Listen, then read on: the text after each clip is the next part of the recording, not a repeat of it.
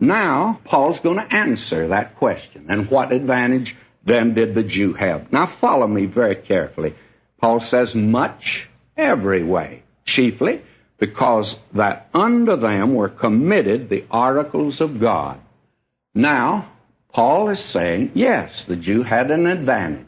The advantage, however, created a responsibility.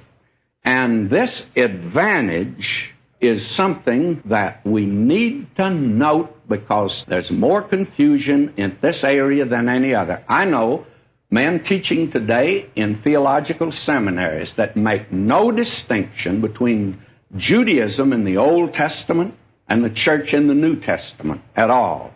Now, Paul is making it clear here that God not only gave to the nation Israel the oracles of God, they were the ones that have communicated the Scriptures. They are the ones that got the Word of God. And not only that, Paul is saying that not only did he give them the Word of God, but in the Word of God there was something special for them, and that God is not through with the nation Israel. I always listen to these theologians today at that particular point. Does God have a future for Israel?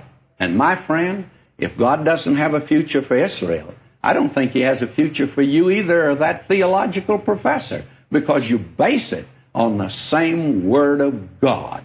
And God is going to make John 3:16 good. And God's going to make the covenant He made with Abraham good in the 12th chapter of Genesis also. Listen again to Dr. Stifler as he wrote this. Speaking now of Israel, his advantage was not that God sowed Judaism and the world reaped Christianity. That blots out Judaism. It was first of all that unto them were committed the oracles of God, not that they were made a mere Bible depository, but that God gave them as Jews promises not yet fulfilled, and peculiarly their own. The Old Testament, the record of these oracles, contains not one promise either of or to the church as an organization. It does not predict the church. It foreshadows a kingdom in which the Jew shall be the head and not lose his national distinction as he does in the church.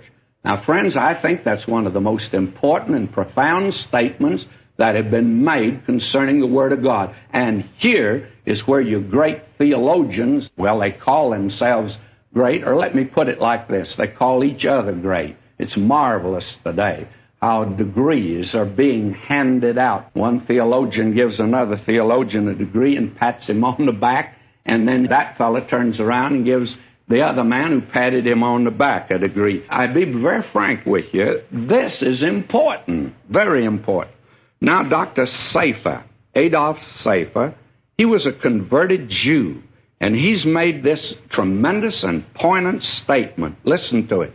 The view that is so prevalent that Israel is the shadow of the church, and now that the type is fulfilled, vanishes from our horizon, is altogether unscriptural.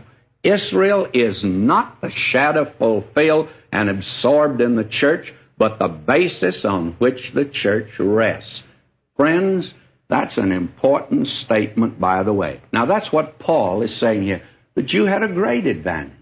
God has a future for him, and that his faithlessness will not destroy God's promise. Listen to him.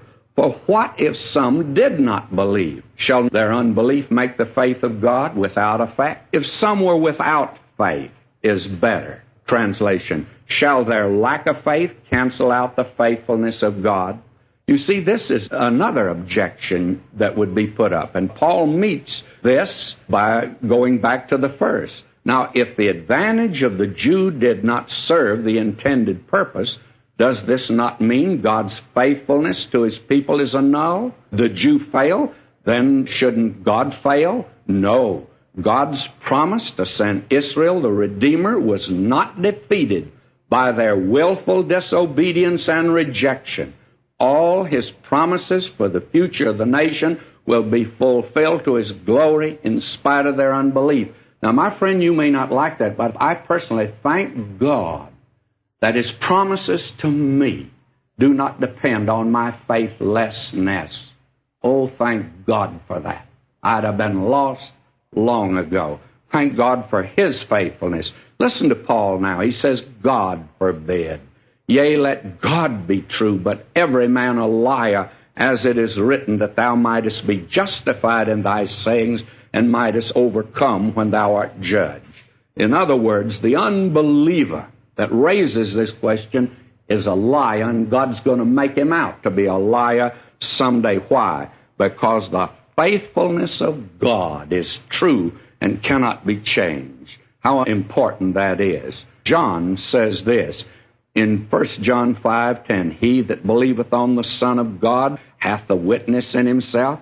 He that believeth not God hath made him a liar, because he believeth not the record that God gave of His Son.